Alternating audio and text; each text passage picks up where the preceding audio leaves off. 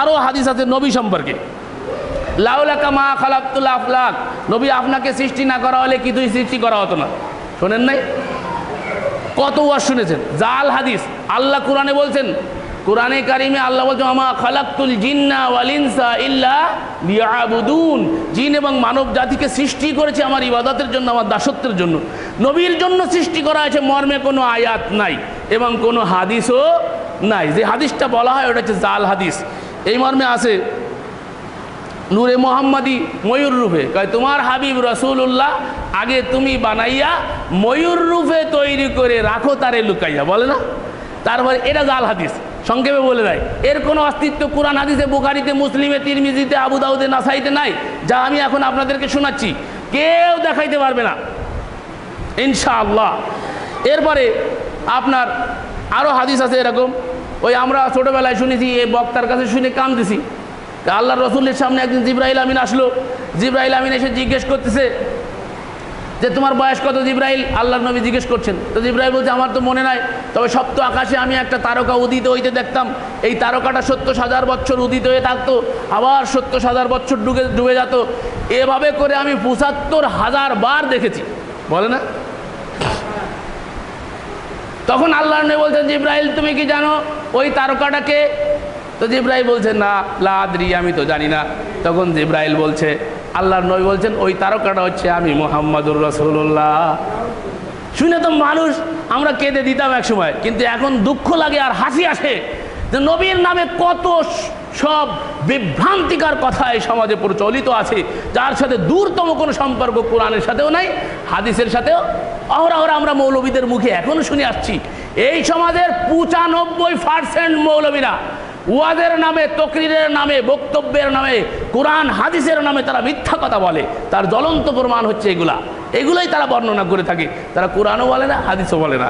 এভাবে দেখেন মিরাজের রাত্রে জুতা পায়ে আল্লাহর নবীরে আল্লাহ বললেন, রসুল জুতা খুলতে গেলেন, মুসা আল্লাহ সাল্লাম জুতা খুলছিল। মুসা আল্লাহ সাল্লামের ডাইরেক্ট আল্লাহ বললেন, এই যে তুরের ঘটনা বললাম, মুসা আল্লাহ সাল্লাম যাওয়ার সময় আল্লাহ বললেন যে মুসা তুমি এখন তুরে আসছো, পবিত্র স্থানে তোমার জুতো খুলে ফেলাও। আল্লাহ নবী মুসাকে নির্দেশ দিলেন, মুসা আল্লাহ সাল্লাম জুতো খুলে ফেললো।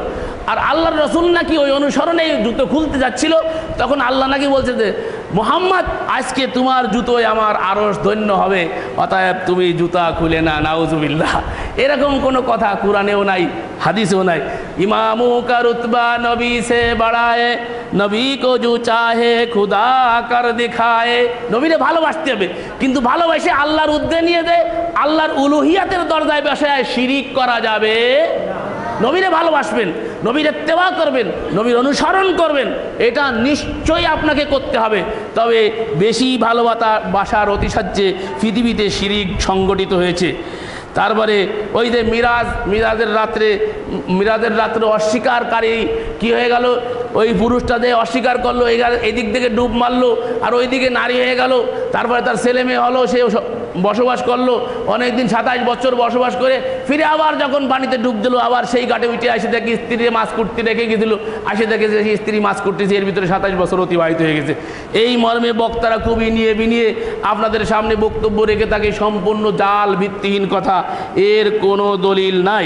নবী কেন্দ্রিক এরকম অসংখ্য জাল হাদিস এই সমাজে আছে, বলতে গেলে সময় লেগে যাবে। 2-1টা নমুনা দিলাম। ইলিম ও আলিমের ফজিলাতে কিছু জাল হাদিস শোনেন, কিছু সময় চিন্তা ও 1000 বছরের ইবাদতের থেকে উত্তম। শোনেন না, দাঁড়াই কয় কিছু সময় ইবাদত 60 বছরের ইবাদত থেকে উত্তম, জাল হাদিস। এই মর্মে কোনো সহি দলিল নাই। শহীদের রক্তের চেয়ে জ্ঞানের কালি উত্তম, একেবারে জাল হাদিস। না কোরআনে আছে, না হাদিসে আছে, না বুখারীতে আছে, না মুসলিমে, না তিরমিজিতে, না আবু দাউদে, না নাসাই, কোথাও এ কথা নাই। আমার উম্মতের আলিমগণ বনি ইসরাইলের কাম্বিয়ায় বানি ইসরাইল, বনি ইসরাইলের নবীদের মতো, নাউজুবিল্লাহ। নবীরা কারা? নবী হচ্ছে মাসুম, নিষ্পাপ, যাদেরকে আল্লাহ নিষ্পাপ করে সিলেকশন করে আল্লাহ পাঠাইতেন। কোনো উম্মত নবীর মতো হতে পারে না। আলিমের সিয়ারার দিকে তাকাইলে নেকি হয়, এই মর্মে যত কথা আছে সব জাল কথা। আলিমের গুম ইবাদত, তারপরে মুরুক্ষের ইবাদতের চেয়ে আলিমের ইবাদত উত্তম, এগুলো হচ্ছে জাল কথা। আসরের পরে লেখাপড়া করা যাবে না, লেখাপড়া করা ঠিক নয়, এই মর্মে যে কথা আসছে এটা হচ্ছে জাল কথা। উতলুবুল ইলমি ওয়ালাউ কানা বিসসিন, ইলিম হাসিল করার জন্য যদি সুদূর চীনেও যাওয়া লাগে তাও যাও, এটা প্রসিদ্ধ কথা। কেউ এলেমের ব্যাপারে বয়ান করলে এটা কয়, আসলে তখন সোহাইব রুম থেকে আসলো, হাফসের থেকে বিলাল আসলো, সালমান ফার্সের থেকে আসলো, বিভিন্ন জায়গার থেকে নবী মুহাম্মদুর রাসূলুল্লাহর কাছে ইলিম নেওয়ার জন্য, একরার ইলিম নেওয়ার জন্য, হেরার জ্যোতি নেওয়ার জন্য বিভিন্ন প্রান্ত থেকে নবীর কাছে ছুটে আসলো জ্ঞান নেওয়ার জন্য। চীনে তখনও উলুমে নবুয়ত ছিল না, ওয়াহির জ্ঞান তখনও ছিল না, এখনও নাই। অতএব আল্লাহর নবী কেন কবে তার কাছে না গিয়ে ওই চীন দেশে যে ইলিম নেওয়ার জন্য? অনেকে আবার এটাকে টিকিয়ে রাখার জন্য দূরত্বের কথা বলে, যে দূরত্ব বোঝানোর জন্য। হ্যাঁ, আপনি বলতে পারেন, তবে হাদিস হিসাবে বলা যাবে না। এটাকে আপনি একটা প্রবাদ বাক্য বলতে পারেন, হিত উপদেশ বলতে পারেন। হিত উপদেশ অর্থবহ কথা, কিন্তু নবীর নামে চালানো যাবে না। নবীর নামে চালাইলে মান কাযযাবা আলাইয়া মুতাআম্মিদান ফালিয়াতাবাওয়া মাকাদাহু মিনান নার। আল্লাহর নবী বলেছেন আমার কথা না, অথচ আমার বলে যে চালিয়ে দিল, সে তার ঠিকানা জাহান্নামে করে নিল। কথা ভালো হতে পারে, তো নবীর নামে চালানো যাবে না। সুফিরা এই জন্য জাল হাদিস তৈরি করেছে, মানুষকে আল্লাহর দিকে আগ্রহান্বিত করার জন্য, আল্লাহর দিকে ডাকার জন্য। সুফিরা ভালো ভালো কথা নবীর নামে চালায় দিয়ে মানুষকে আল্লাহর দিকে ডাকতে চাইছে।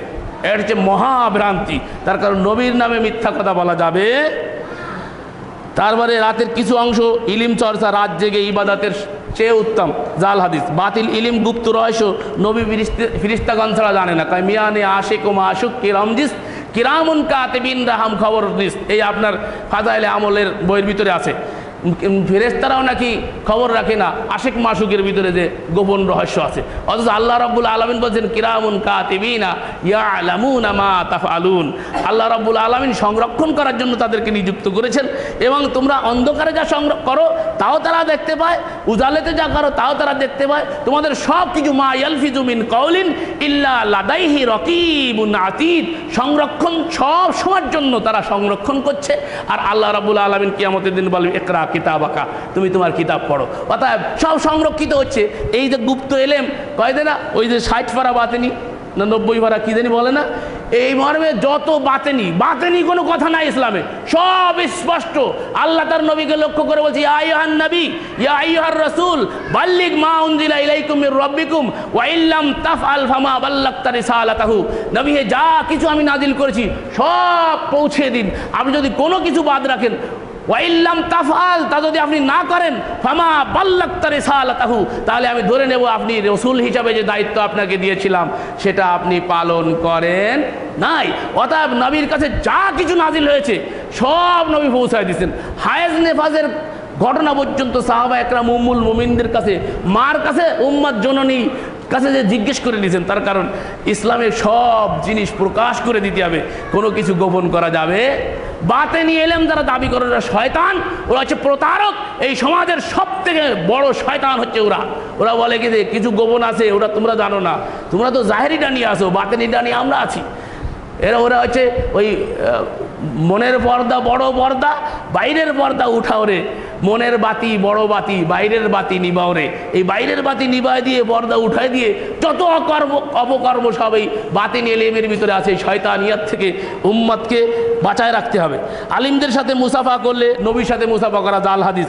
তালিব ইলম আর আলিমরা যেই রাস্তা দিয়ে হাঁটে যায় 40 দিন পর্যন্ত কবর আযাব মাপ থাকে, সহিহ হাদিসেরও বিরুদ্ধে।